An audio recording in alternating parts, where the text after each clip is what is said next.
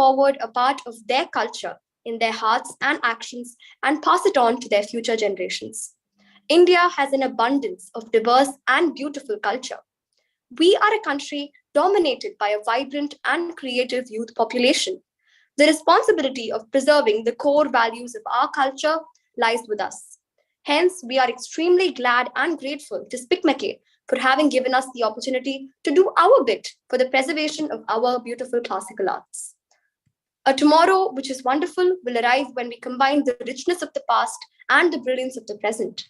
And we are proud to be part of this concert today that utilizes the technological brilliance of this generation to promote and appreciate our priceless age-old heritage. Spic Macay, the Society for the Promotion of Indian Classical Music and Culture amongst Youth, is a non-political, nationwide voluntary movement founded in 1977 by Dr. Kiran Seth, Professor Emeritus at IIT Delhi, who was awarded the Padma Shri for his contribution to the arts in 2009. Spic Macay's intention is to enrich the quality of formal education by increasing awareness about different aspects of Indian heritage and inspiring the young mind to imbibe the values embedded in it. For this, the most accomplished artists of the country render programs of Indian classical music and dance, folk, poetry, theatre, traditional paintings, crafts, and yoga, primarily in schools and colleges. In 2011, Spic Macay was awarded the Rajiv Gandhi Sadbhavna Award in recognition of its contribution to youth development. All these programs are organized by thousands of volunteers, largely students, teachers, housewives, retired people, professionals, young and old.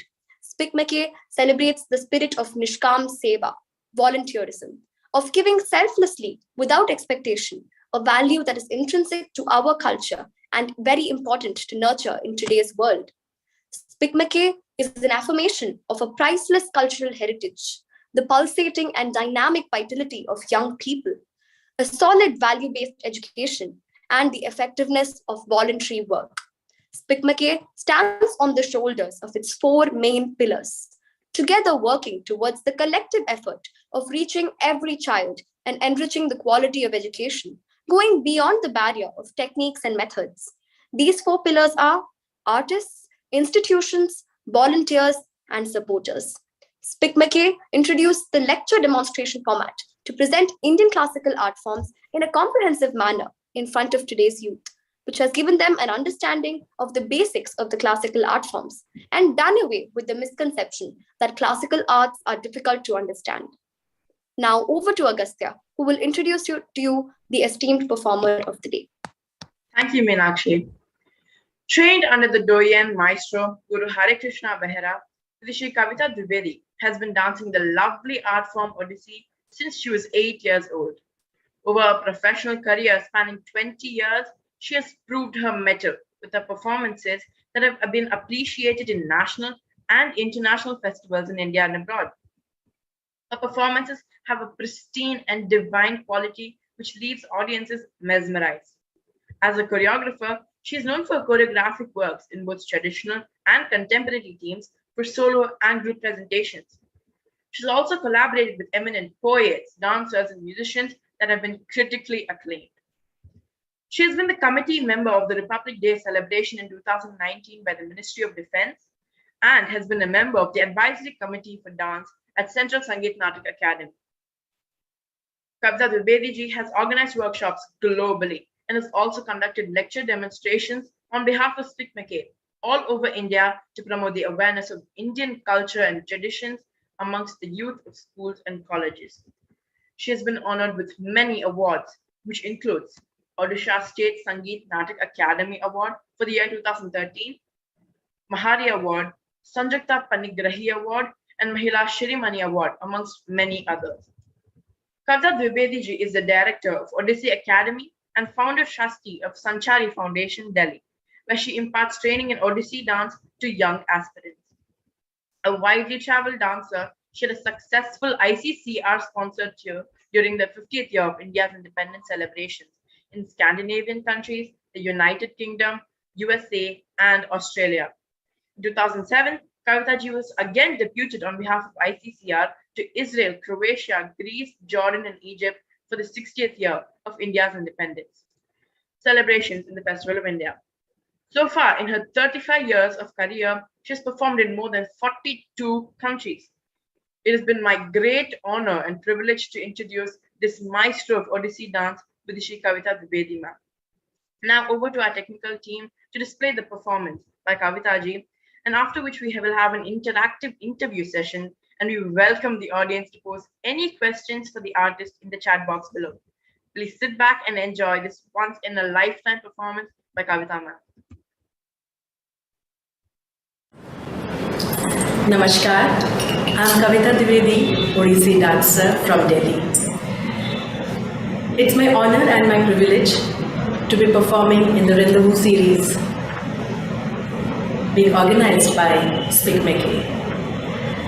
Definitely, this Rendezvous series, of course on online, but again I'll say that in this new digital era, we still have the connection and communication. So I'm really thankful to all of you to be there to see this beautiful series of eminent artists being there on behalf of Spic, Macay. I thank for this to Dr. Kiran Sethi, to Suman Dunga ma'am and to Vidya ma'am for coordinating this series for me. Well, as you all know that Odissi is a classical dance from the state of Odisha. It dates back to 2nd century BC, perhaps one of the oldest dance forms amongst all the classical dances of India. Coming from the temples, especially from Lord Jagannath temple, we still have the evidences of the dance being performed in Odisha through the inscriptions as inscribed in the caves of Khandagiri and Udaygiri, which is just 16 kilometers away from Bhubaneswar. And as I've mentioned that from the 2nd century BC, we get the evidences. So from that period, Odisha had many religions, such as Shaivism, Buddhism, Jainism, Tantrism. In all these religions, temples were constructed.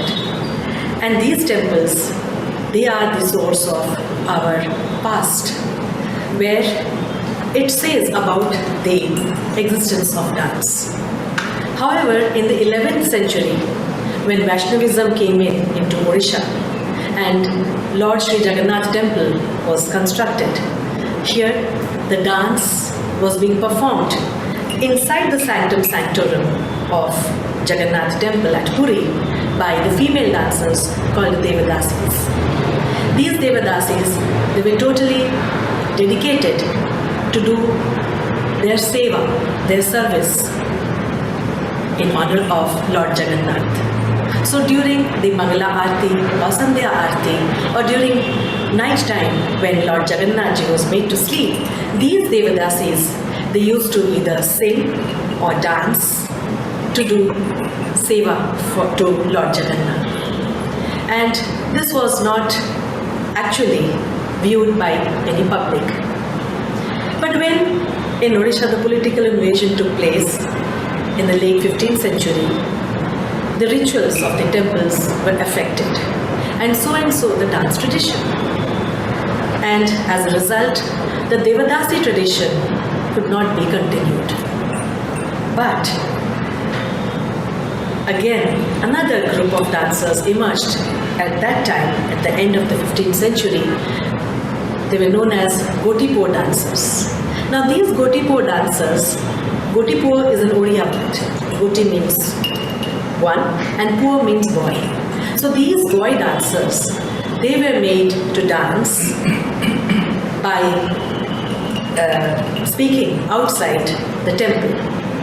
And they were dancing not as boys, but as girls. They were dressed up as girls, and their movements, their dance was very acrobatic in nature, very powerful. And they used to sing also. And they are the people, they are the dancers who were responsible for spreading the dance form in different villages, in different places of Odisha. Because during the social functions or religious functions, these Gotipo dancers, they used to perform. So like that, when they started performing, the whole public could see. And today what you see Odissi is an amalgamation of these two dance traditions. From the Devadasi tradition, the Bhakti Bhav has been taken, or the devotional aspect, or the spiritual aspect. And from the Gotipo dancers, it is the technique which has been taken into consideration, because they used to focus mainly on the footsteps, on the hands, on the face, on the neck, everything moving and speaking, but very powerful. So they were focusing more on the technical aspect, more on the body aspect. So Odissi has both the Nritta and the Nritya, where it has a powerful technique as well as the more bhakti, more spiritual aspect of the dance form. So this is how the dance traveled from 2nd century BC to the 21st century, and still the roots are intact, and it's still one of the most graceful and lyrical dance form, very much sought after. And costume wise, you can also see how it is different. First, it is all silver jewelry. Second, it is the headgear, head coiffure called Pushpa Chura. Pushpa means flower and Chura means head. And when it's being worn, you can see it looks like the tomb of the temple. Third thing is the belt, the Bengo Patia, which is very unique to Odissi dance.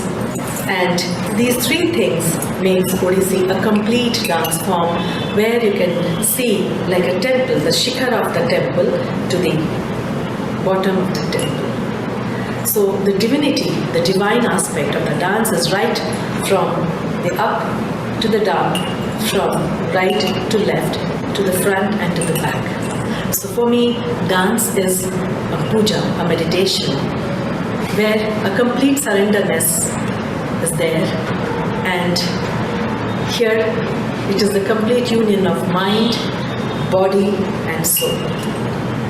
So Odissi is one of the most, I will say, very communicative, very expressive. Technique wise, of course, it has two basic stances, the chauka with the hands and with the legs. And the next one is the tribhanga, the three bends, and the vakyachala, torso. And with that, the neck, eyes, everything moves in unison. So my first presentation is an invocatory piece, where the dancer comes with a handful of flowers, offers it to Lord Jagannath, takes the blessings of the God, blessings of the Guru, blessings of the audience, blessings of the co-artists who give their support for this program to happen. And then she does the Bhumi Pranam, and then Shloka is being done, and at the end Trikhandi Pranam, Deva Pranam, Guru Pranam and Sabha Pranam. So today I have chosen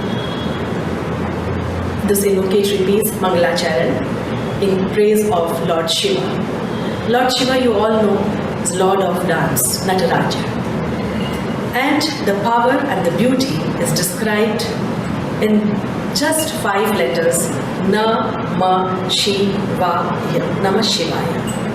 And you can see that how each word is beautifully described.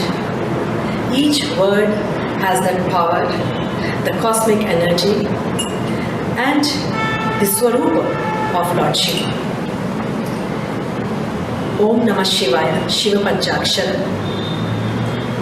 none other than by Adi Shankaracharya ji. The music has been composed by Shri Suresh Kumar Sethi ji. Today, with me on the Mardala,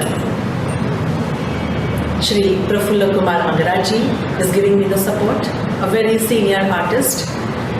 On the vocal, Shri Suresh Kumar Sethi ji, and on flute, Shri Dheeraj Kumar Pandit ji. So before you all, the first presentation, Om Namah Shivaya. Thank you.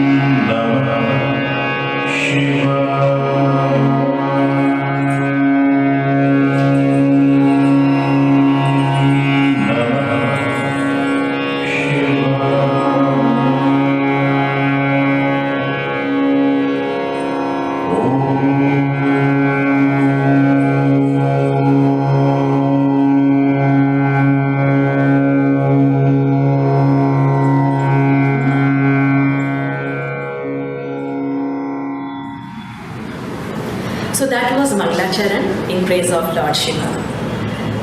My next presentation is Pallavi. Pallavi means elaboration. Pallavit hona, mukharit hona, to flower, starting from bud to become a full bloomed flower. And how the grace, the beauty, and the technique of opening is being there in this presentation, Pallavi. A pure dance highlighting the technique which I just mentioned about the chauka, the square position, and you can see that how the square position happens. The chauka position, with the hands, the four sides are equal of a square. Similarly, with the hands, 1, 2, 3, and 4, with the chauka of hands and chauka of legs, 1, 2, 3, and 4. This is the chauka position in which Lord Jagannath is also seated. And the second position, Tribhanga, the three bends from heel to the toe, toe to the hip, and hip to the shoulder. 1, 2, and 3. This is the Tribhanga position. And with that, the Vakya Chalan, torso. And along with it, neck, eyes, eyebrows, all moving in unison with the rhythmic patterns of the mandala and the swara, which is rendered either through vocal or through the instrument. So I present before you a pure dance item with the aspect of the Odissi in the form of Pallavi in Raga Shankarabharan.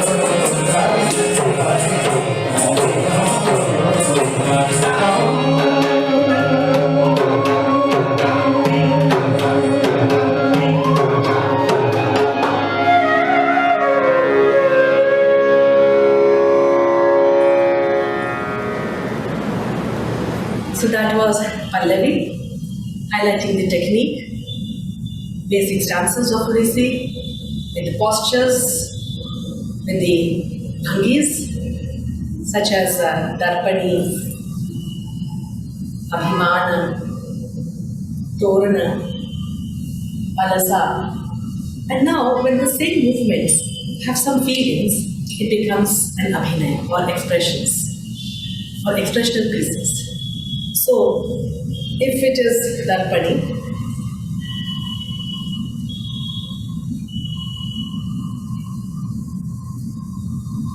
or if it is Alasa, so see how you can see the expressions coming in these movements too.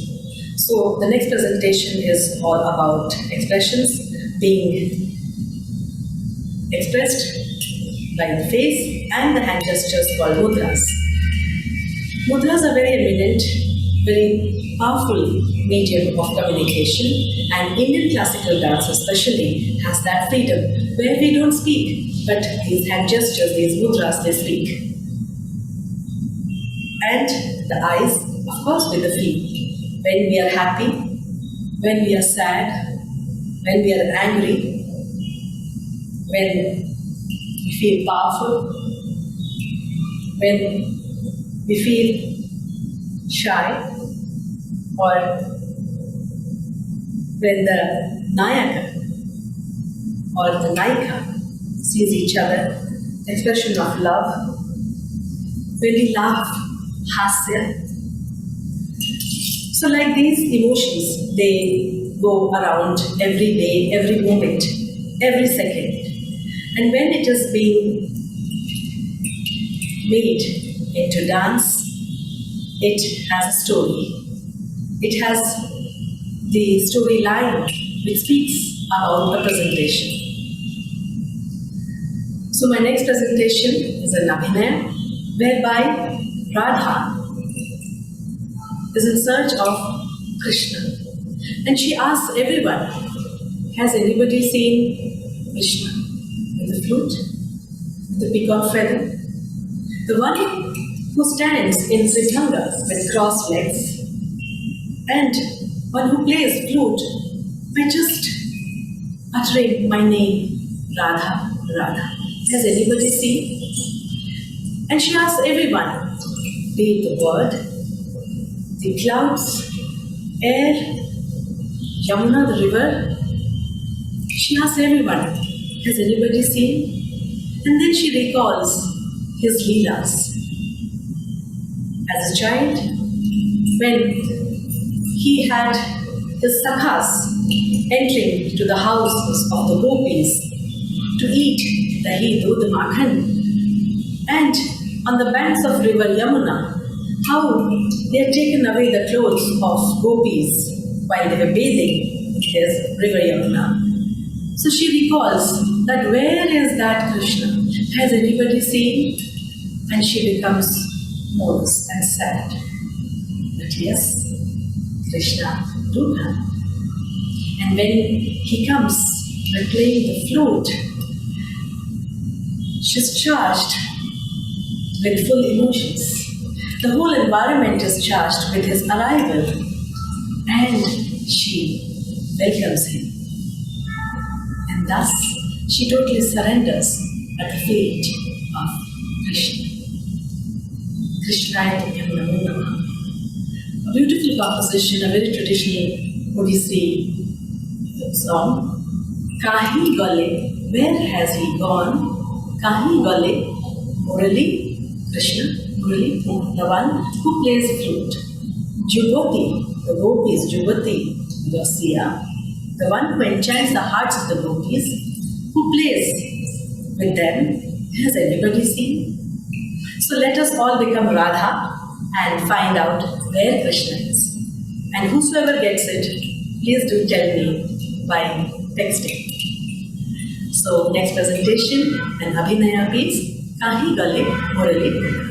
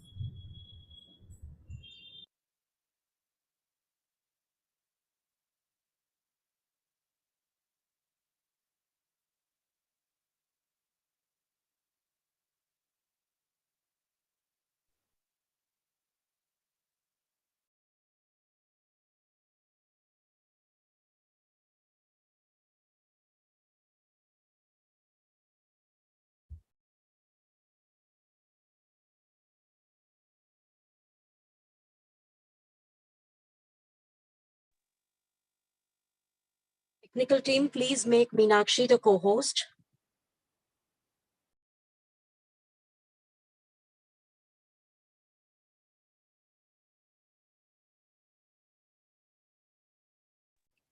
Thank you so much, ma'am, for that wonderful performance. It was truly moving and beautiful. We are now extremely eager for you to answer all our questions. The audience is also welcome to post any questions of theirs in the chat box, and we will convey them to Kavita, ma'am. Now, for my first question to you, ma'am. As a dancer, what are the few things that go through your mind when choreographing new dances? Well, that's very beautifully, Gauri. First of all, I thank all of you for watching me here. Am I audible? Is it clear or Yes, ma'am, it's clear. is there any disturbance? Any noise disturbance? No, ma'am. Okay.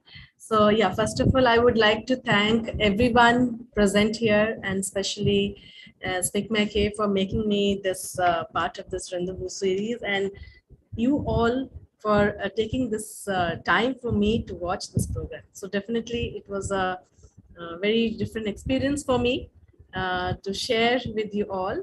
And as you have asked that, yes, mm, what are the things which when we choreograph, what are the things we have to keep in our mind? Yes, two, three things that we keep in mind. That is like how the content, what the content is, then the music, and of course the practical aspect of the dance, how it connects with that situation. So the grammar has to be there. But yes, when we choreograph it you have to do a lot of research before choreographing it, and you have to do you have to read a lot about that particular presentation, the past, and the links between different stories, and then how you create it. So this is a very, very process which happens very, not like overnight, but yes, it takes time, maybe 1 day, 2 days, or maybe months. So it comes, and then the musicians, we sit with them, then music is being composed, rhythm is being composed, and then the presentation is being made. So certain things we have to really keep in our mind. Thank you so much for that, ma'am. Now, another question. How do you prepare yourself before you have to go on stage for a performance?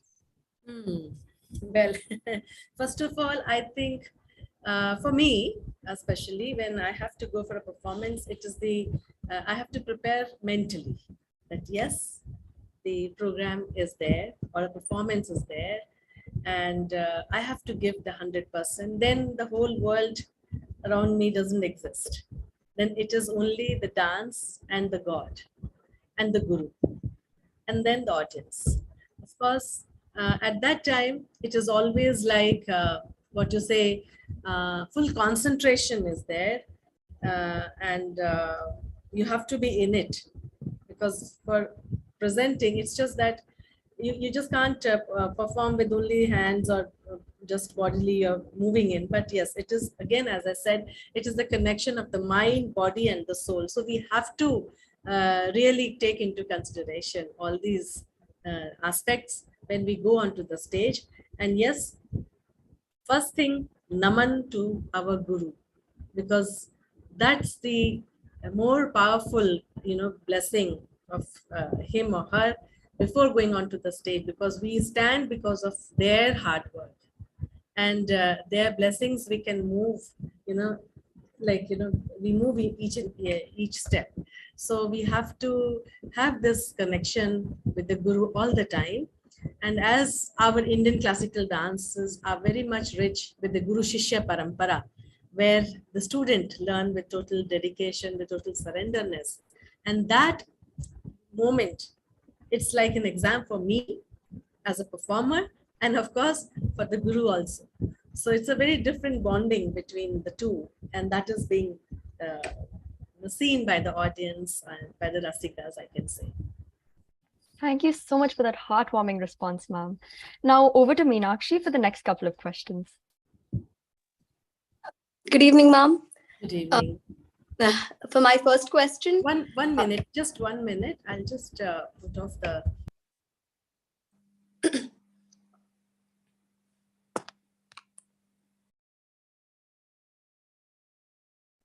Ma'am, before I begin my question, out Yes. of curiosity, whose picture is in the background?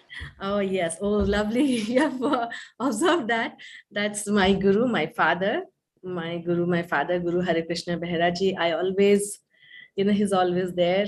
And without his blessings, it's not possible. So that's my guru, my father. Okay, thank you so much, ma'am. That was really beautiful. Uh, Ma'am, my first question: as we notice a decline in interest towards classical forms of dance and music in the youth today, what do you see as the future of Odissi and Indian classical dance in general? Hmm. Well, Meenakshi, first of all, I must say that you look so beautiful. Thank you. And I feel like you must be learning dance. Yes, ma'am. I've been learning dance for a few years. Yes. So, how do you feel? I mean, do you think that students are coming or like they are declining? Ma'am, they are coming. Actually, a lot of people are interested. But the when there's a performance and those such things, maximum people in the peer group will not be interested, and there'll only be certain few people who are really keen on watching their friends' performances or performing themselves. Mm-hmm. Yeah, that's true. Very true. But I think, see how very good work Spic is doing, And the thing is that maybe the art forms have not reached as yet to all. So the mission of the Spic is that these art forms, I mean, especially the Indian classical dance, maybe like all in general, I'm saying, it should reach to different every nook and corner of India and abroad. And this is how, once they see the dance forms or the art forms, I'm sure they will change their mindset. And I'm seeing it also that there are a lot of changes happening. Like many youngsters are again coming back after seeing the performances or after watching it in schools and colleges, which Spikmeke does, and the transformation starts, and the continuity of these art forms again comes to the all the students and to the younger generation, that yes, this is what we have, because they have not seen it, so they don't know what the rasaswadan is there, what it the what to say, the depth of these art forms. So once they see, then they start connecting it. So the mission as such of Swekmeke is to watch these performance, not to make dancers overnight, but yes, to realize, to awaken yourself innerly. And you see the logo of this Pikmeke is the third eye. It presents the third eye, which is like opening your consciousness. So once this happens, I'm sure the future of Indian classical dance is going to be very, very bright. Of course, Odissi is very much sought after, and it's not that easy also. It takes a lot of time and energy. I think all the dance forms, you have to really work hard. And definitely, this is, I'll say that in the coming years, there will be a lot of classical dancers, definitely. At least, if not performing, but at least they will be appreciating. There will be number of audience who would be knowing about the classical dance forms. So I am very positive about it and hope. Yes. Thank you. Positive too, Miss. Thank you. Now, ma'am, my second question: the music in your performance was also extremely beautiful. Thank you. And I heard you enjoy music, and you have a taste for music. So, could you share your thoughts on why music is such an integral part of dance Oh, and yes. sense of is crucial Yes. for a dance? Yes, definitely. It's a very, very important point you have noticed, that yes, music is important, because see, we are all dancing, okay? But if the music is not up to the mark, and the sing like the vocal artist is also not putting his or her soul, so it looks very mechanical. So I think it's a very whole teamwork. Hmm. So whether it is the mardala player or the vocal or the instrument, they have to be in one soul. Hmm. And that connection between the dancer and the artist, the accompanying artist or the co-artist, it has to say one language. And that is the language of the dance, language of the soul, language of the mind. Everything is like, connected. So very important. Unless until the music touches you here, I think it's difficult for, to emote or to express about the dance form. So music is very important, very, very important. And I think if you have good ears, I think the movements also comes very beautifully. I mean, it is very general for everyone. Yes. Music is important. Yes, ma'am. Thank you so much for that perspective, Miss. Even I've also heard a lot of times whenever someone's learning to dance, they want them to learn music also. A lot. Yes. I have also learned, though I cannot sing very good, but at least you have the knack of it. You have sense of it. You have the raga, you have the tala, coming in. So you have to understand, unless until you are not understanding these, difficult for you to dance rhythmically also. Yes. And the musically it gives you the flow of the dance. Like if it says tari jham, tari jham, tari jham, tari jham, tari je, tari jham. So you see the timing of the music, timing of the movement with the music. So very important. So unless until you internalize these music, I think that coordination and synchronization will not happen. So it's a total, I think, totality which works out for a dance. That was really beautiful. Thank you. I'm sure our aspiring dancers also will be taking notes in the audience. Thank you.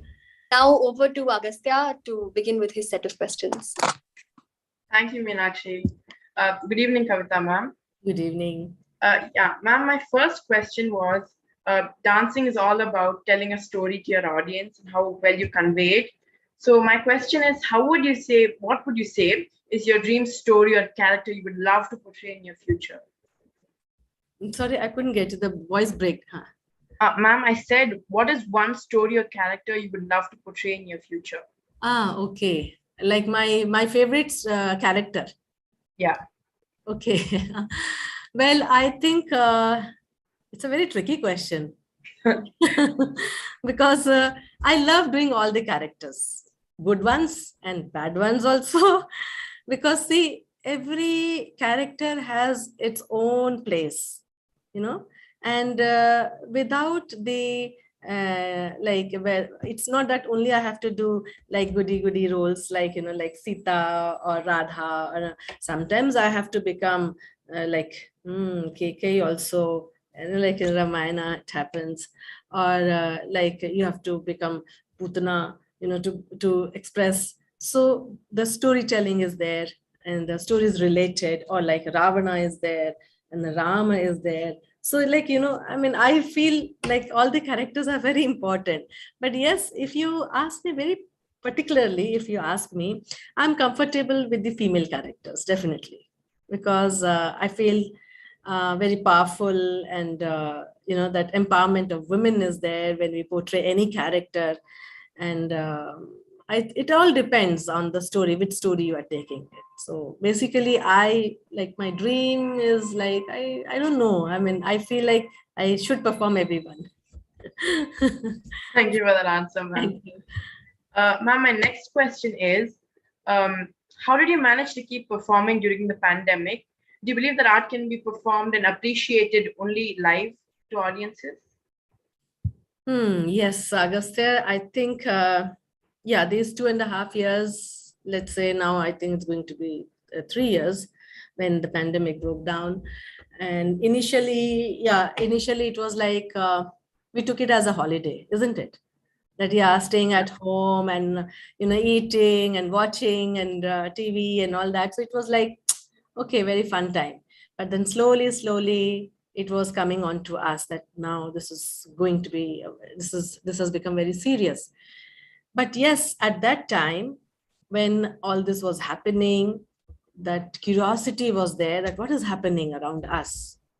And look how the nature also played very important role for us at that time. I mean, we were so busy in our own things that we just hardly, we looked at the sky, which was very beautiful.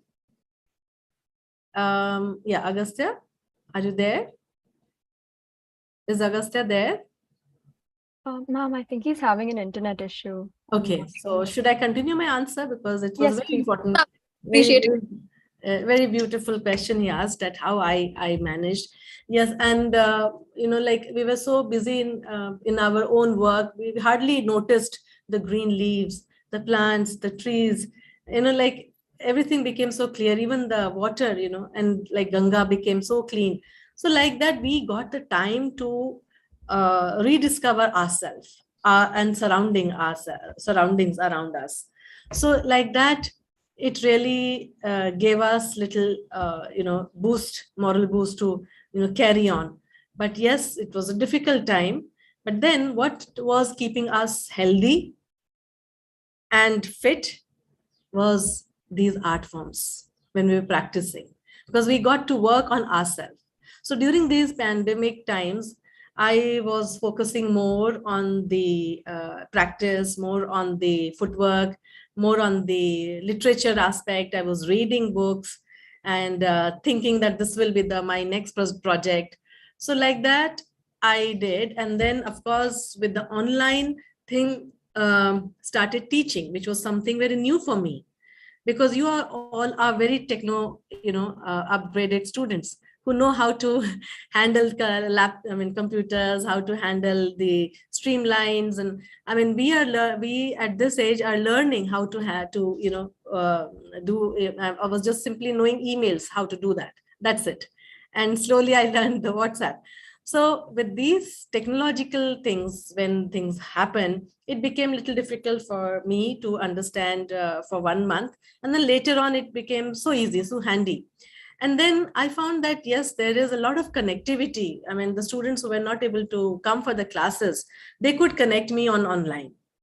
And at least we had that going on, energy, and the practice and the mind, the balance of the mind was there with these sessions online. But yes, personally, if you ask me, I always go for the live performance. But when these online thing happened, it really shortened the distance. See, you're in Chennai, I'm in Delhi, and look how we are connected. So this is the good thing which has happened worldwide, that now the whole world becomes like this for me. You can just, connect to any corner of the world. You can reach anywhere in the world, and you can learn anything you want. So learning and teaching has become easy, no doubt. But yes, still I prefer to have live audience and live performance and live teaching. But when with no options, this is the best option to go for it. Thank you so Agastya? much for that, ma'am. Yeah, Agastya, sorry, I think you got disconnected, but it was a very beautiful, very heart touching, and it just recalled me how difficult it was for me to struggle the first month with the online sessions. But yes, I overcame on that, learned so many things. We have learned and unlearned so many things. And we are, going on discovering that, yes, this can be done in this way. So Agastya, don't you think that earlier you were in the school, but now the whole school is there on this small box? So at least the connectivity is there, and that is what is keeping us going, So we are not sitting idle. So this is a good opportunity for all of us to be connected through this online. Thank you. Thank you so much, ma'am. Now for my last question. What has been your most memorable moment working with Spic Macay? Oh, lots and lots and lots of memorable, memories I have, Gauri. I think so many things. I mean, I how to share. I mean, if I write something, like it will be like pages and pages and pages, because every chapter I have learned a lot. And first, I would like to say that through Spic Macay, I have known my India very well, because we go to very urban cities, and we also go to the very remotest places. And what I find that the love for art, the love for dance, the love for music, is very, very, very powerful and very rich. And there are so many people, in different places that they love these art forms. So through Spic Macay, I have known my India, and different places when we go, we learn about that place, we learn about people, we learn about their culture.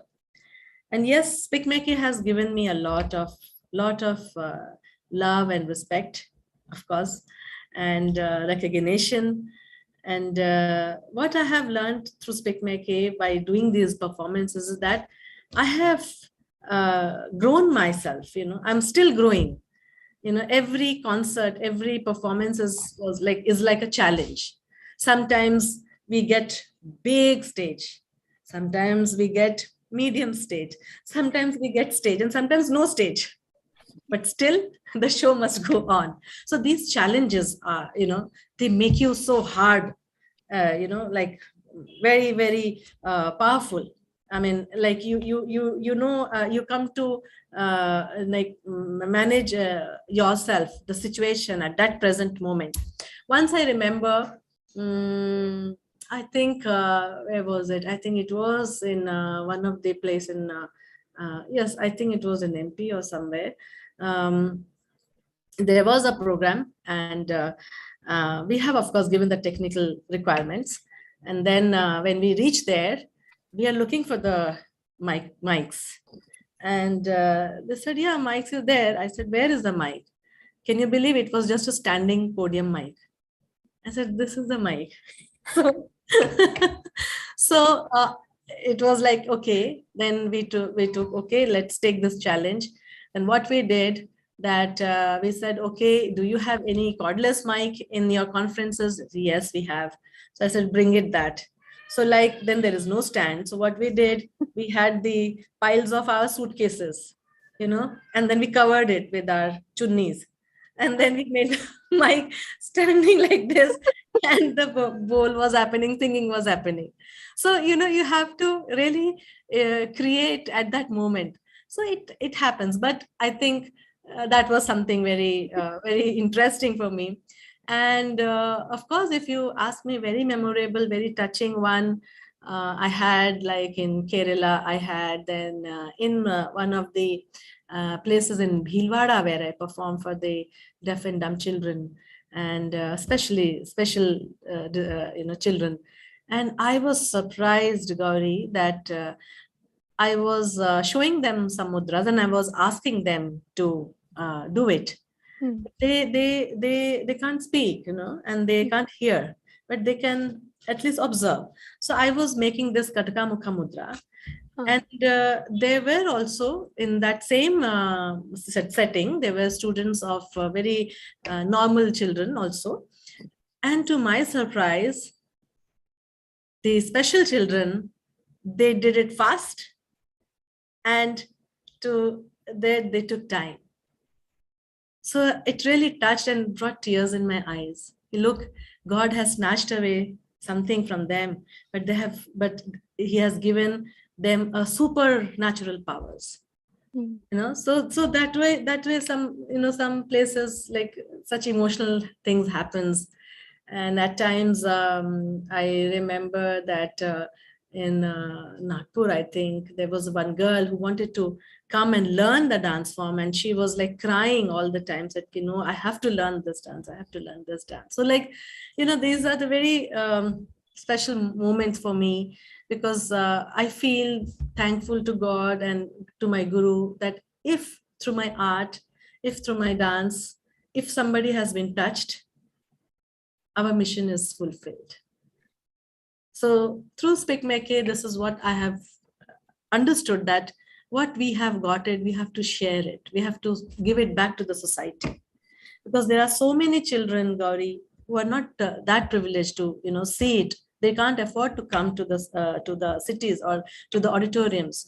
But through Spic Macay, when we reach there, and look, I mean, I just get overwhelmed by their love, by their enthusiasm, and by their, how to say, their energy, really, and I take back that memories with me. So we must give it back to the society. So all these are, I mean, if you ask me, of course, at this moment, I'm just remembering these, but there are many, many, many. And I'm really thankful to Spic Macay for giving me these opportunities and believing in me. And of course, to my guru who have given me that, look, dance is not to be just, I mean, art form is not to be just taken like this. It has to be like this. Give it. And then you see the pleasure, you see the, the happiness in others' eyes. So that's very important. Thank you so much, ma'am. I can assure you, you have touched all of us with your performance today and with your responses. They're truly lovely. Thank you. Thank you so much. Thank you. Now, I'd just like to quickly make an announcement before we wrap up today's program. Join hands with Spic Macay. Many colleges and universities all over India have Spic Macay heritage clubs in their institutes, where faculty advisors and student coordinators take initiatives to preserve Indian classical and folk heritage. We encourage every educational institution to focus on creating such Spic Macay heritage clubs within the academic framework of the institution, which can facilitate Spic Macay associated activities, provide a platform for students to take leadership, and inspire many more students to learn from our rich heritage. Now we come to the end of our program. We would like to extend our heartfelt thanks to our chief guest of this evening, Vidushi Kavita Dwivedi, for imparting such valuable knowledge and sharing her great experiences with us. Ma'am, you truly have inspired all of us to look at classical art in a different light. We thank Spic Macay for having given us an opportunity to host this prestigious event and made it a memorable evening for all of us. Our special thanks to our school management director and our principal, Dr. Srinivasa Raghavan, for having given us the responsibility of taking this program forward. I thank Jayashree Kannan ma'am, senior Spic Macay volunteer, for her unstinted support in enabling this program for our school.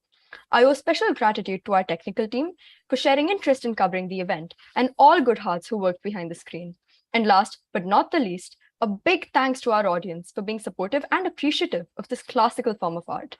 We are happy to invite you all to join us next Saturday, same time, same link, for yet another Rendezvous series with Vidushi Sudha Raghuraman, a Carnatic vocalist. Till then, goodbye, stay safe, and thank you. Thank you very much. Thank you, ma'am. Thank you so much, ma'am. Thank you.